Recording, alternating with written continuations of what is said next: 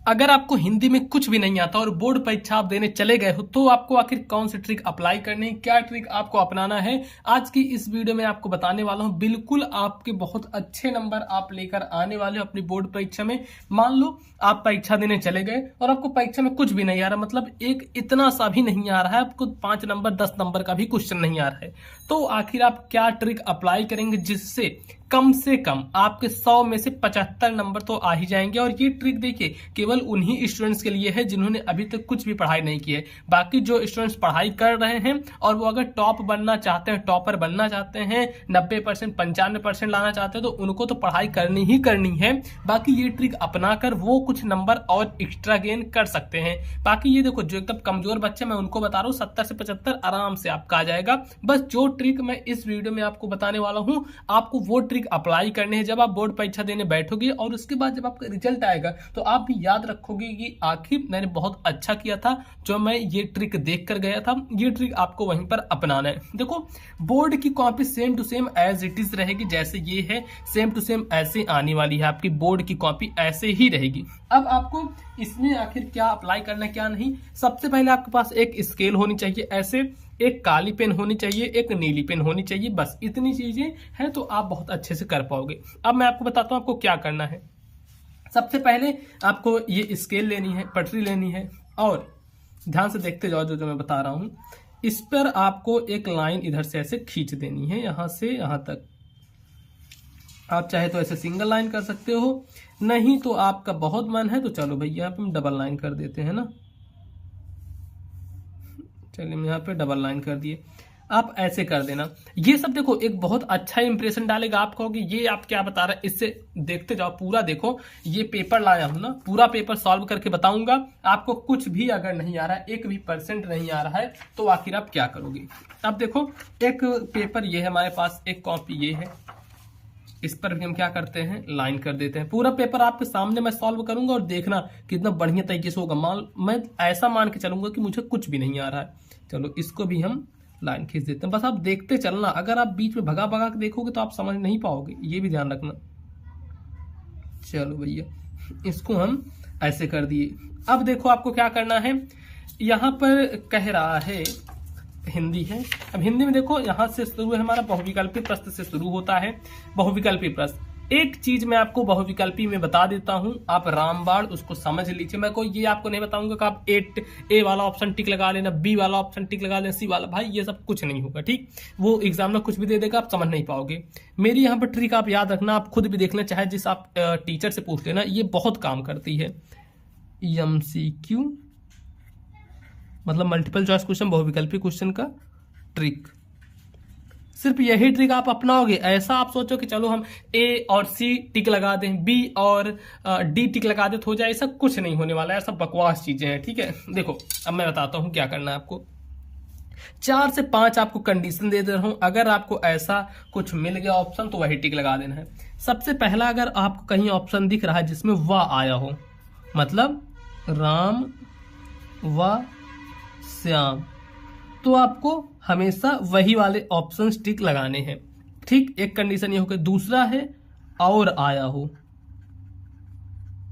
जैसे राम और श्याम, ठीक। और इसी में आ सकता है कि जैसे आपके दो ऑप्शन ए व बी, तो इसको भी लिखना जरूरी नहीं कि राम और श्याम ही है। ये तो मैं एक एग्जांपल लिया हूं, जैसे इसमें आ गया ए और बी, ठीक। एक और थर्ड नंबर देखो क्या है। थर्ड नंबर आपका किस प्रकार से आएगा इसको मैं बताता हूं।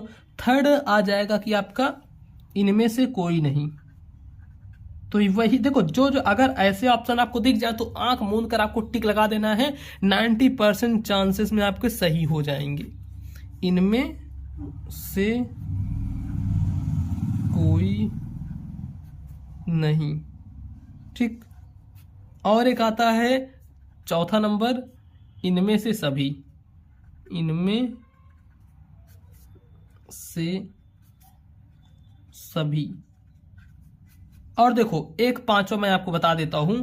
मान लो कोई चीज पूछ लिया गया, अब उसमें आपको ये ढूंढना है कि सबसे अलग हमारा कौन सा है, सबसे अलग ऑप्शन कौन सा है, मतलब सबसे अलग ऑप्शन, अलग ऑप्शन क्या बोलते हैं, विकल्प, अलग विकल्प आपको चुनना है और उसी पर आपको टिक लगा देना है। तो बस ये 5 चीजें आपको देखनी है, उसी पर टिक लगा देना है। मैं 100% गारंटी के साथ कहता हूं वही आपका सही होगा।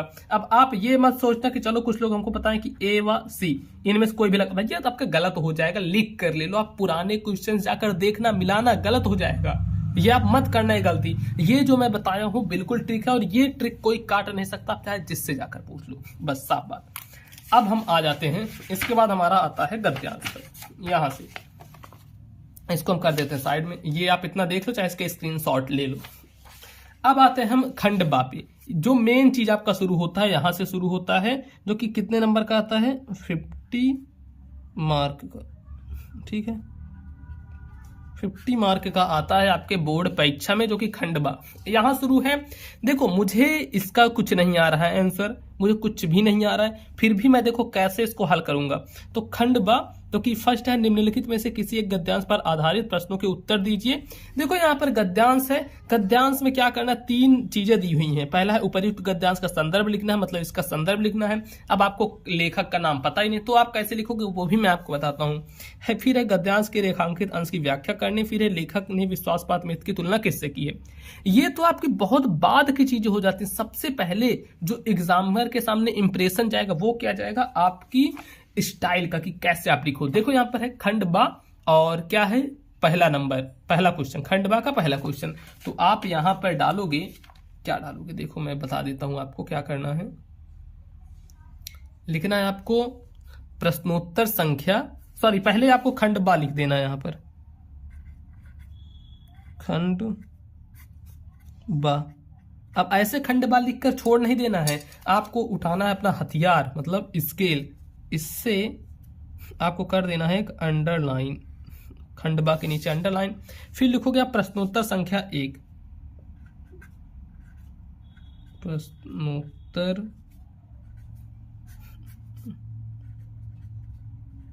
संख्या 1, ठीक। अब डालोगे प्रश्नोत्तर संख्या 1, इसके नीचे भी आपको अंडरलाइन कर देना है। देखते चलना, बहुत ही मजा आने वाला है आपको। अब कैसे कैसे मैं करूंगा, इसके नीचे भी आप कर दिया अंडरलाइन, इतना हो गया। अब यहां पर आपको उठा लेना है पेपर। पेपर में देखो क्या लिखा गया है, उपयुक्त गद्यांश का संदर्भ लिखिए, मतलब इसका आपको संदर्भ लिखना है। तो आप यहां पर डालोगे फर्स्ट, क्या लिखना है आपको, संदर्भ लिख दो, संदर्भ।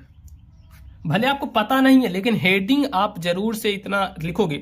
अब इसके बाद फिर इसके नीचे भी आप स्केल्स लाइन करना। ये सब क्या है ना, जब एग्जाम में आपकी कॉपी खोल के देखेगा तो वो पहली नजर में ही आपको नंबर दे देगा, इतना ध्यान रखना। वो पहली नजर में ही देखेगा और आपको नंबर दे देगा, बस। अब देखो संदर्भ, संदर्भ कैसे लिखोगे, लिखा उपयुक्त गद्यांश का संदर्भ लिखिए। तो आपको इसके लेखक वगैरह नहीं पता है तो आपको एक बार क्या है, गद्यांश को पढ़ना है। देखो यहाँ से हम पढ़ रहे हैं, विश्वासपात मित्र से बड़ी रक्षा रहती है जिसे ऐसा मित्र मिल जाए, विश्वासपात मित्र। देखो मित्र के कितनी बार यहाँ पर, मतलब मित्र का नाम बहुत बार यूज हुआ है, तो आप इससे समझ सकते हो ये जो पाठ किस पाठ से लिया गया है, मित्रता पाठ से लिया गया है। इतना तो यार आप आइडिया लगा ही लोगे, अनुमान लगा लोगे, मित्र आ रहा है बार बार। तो आपको यहाँ पर संदर्भ कैसे लिखना है, ये आप सब में इतना चीज डालोगे कि प्रस्तुत गद्यांश हमारी पाठ्य पुस्तक हिंदी की, इतना आप याद कर लेना, प्रस्तुत गद्यांश हमारी, प्रस्तुत गद्यांश हमारी पाठ्य पुस्तक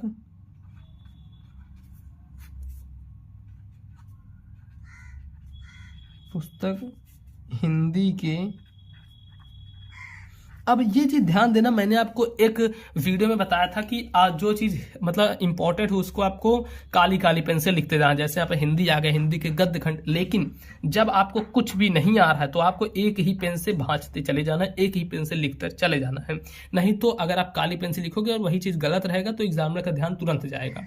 वो चीज काली पेन नीली पेन का मतलब मेन चीज तब उपयोग किया जाता है जब आपका एकदम क्लियर है कि 100% सही हो, तो इतना ध्यान रखना। चलो, प्रस्तुत गद्यांश हमारी पाठ्य पुस्तक हिंदी के गद्य खंड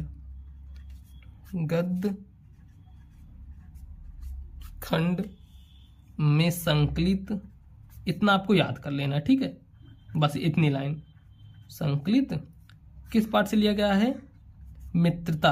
तो यहाँ पर लिख दोगे मित्रता, बंद कर दोगे, नामक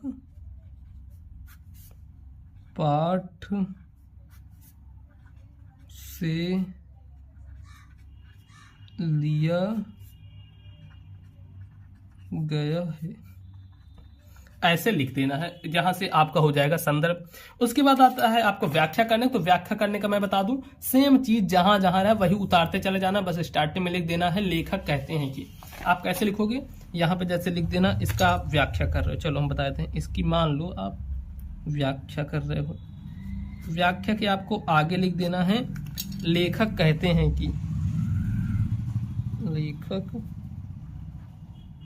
कहते हैं कि।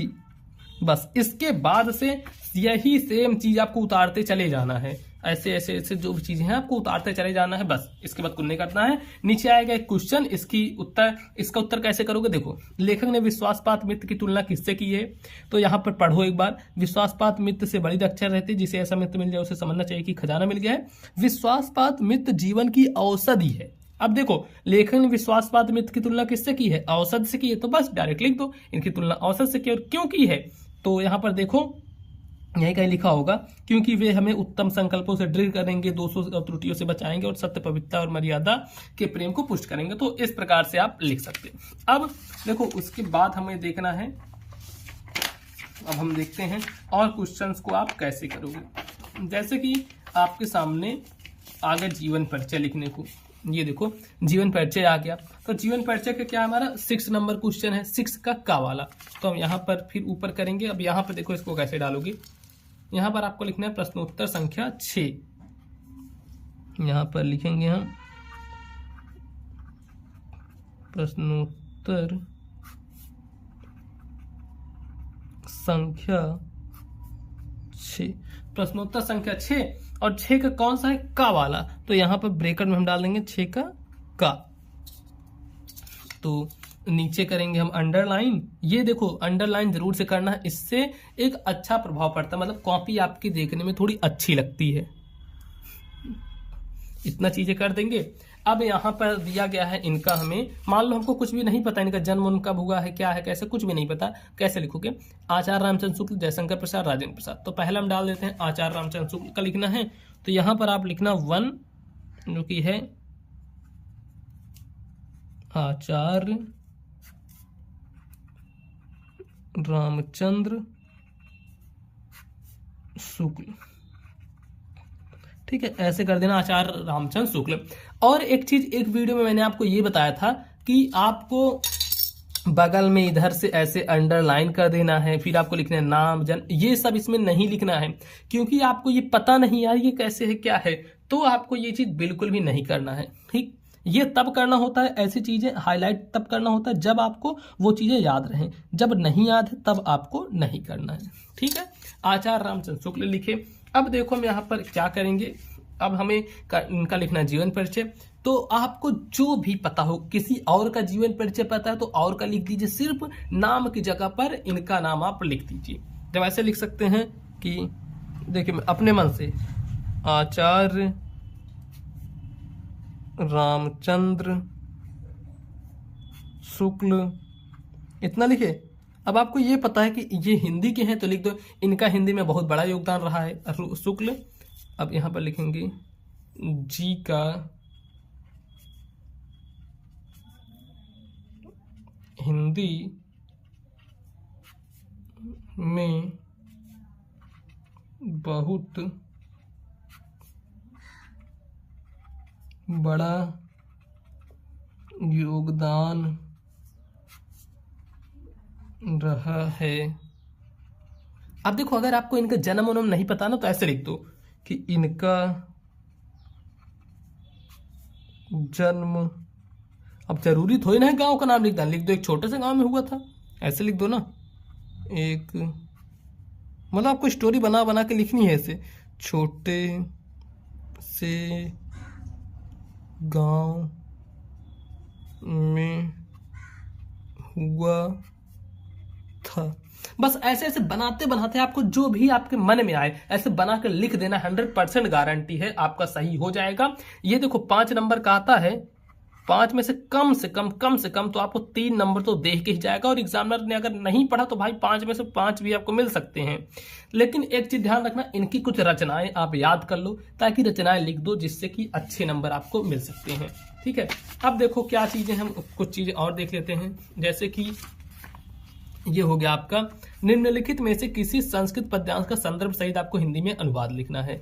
अब ये देखते हैं, आपदो दूरगामी चा साक्षरो चा पंडिता।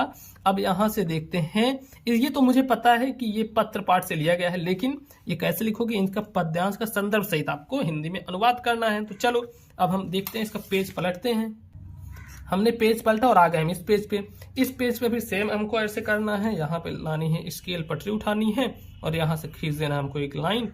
जब आप लाइन खींच दोगे तो अब देखो ये कौन सा क्वेश्चन है, क्वेश्चन देखना है, चौथा क्वेश्चन है। चौथा क्वेश्चन को कैसे करना है, आप डालोगे प्रश्नोत्तर संख्या 4। बस सेम टू सेम ऐसे ऐसे करते जाना जैसे मैं आपको बता रहा हूं। प्रश्नोत्तर संख्या 4। अब इसके बाद नीचे कर देना आपको अंडरलाइन।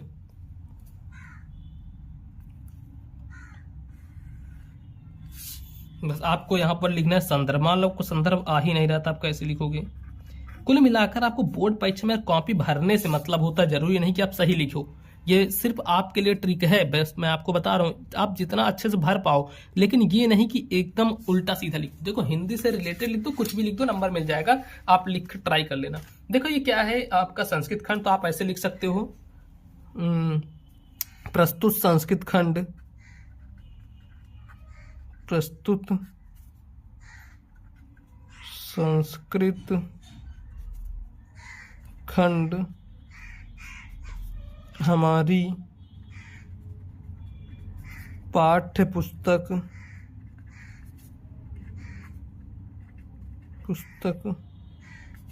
हिंदी के संस्कृत खंड से लिया गया है। बस पाठ का नाम आपको नहीं लिखना है, ऐसे लिख दो, हिंदी के संस्कृत खंड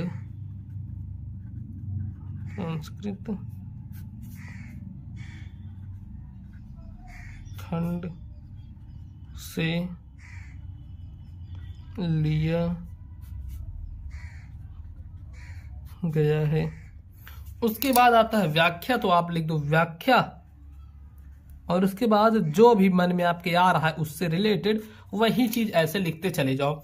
ये मैं आपको बता देता हूं कि आप बोर्ड परीक्षा में जितना पेज भरोगे, जितनी कॉपी भरोगे, उसका आपको नंबर मिलता है। और एक चीज की आप ऐसे स्टेप बाय स्टेप लिखना है। जैसे यहाँ पर प्रश्नोत्तर संख्या डाल दिए, जो भी खंड रहे उसको डाल दीजिए, काली पेन से कुछ हेडिंग डाल दीजिए। ऐसे लिखोगे तो बहुत अच्छे नंबर मिलेगा। एक चीज देखो, अगर आपको कोई भी डाउट आ रहा है, कोई भी कुछ आ रहा है, तो आप मुझे इंस्टाग्राम पर भी मैसेज कर सकते हो। देखो आईडी क्या है मैं बता देता हूँ, आप डालना पीयूष मौर्य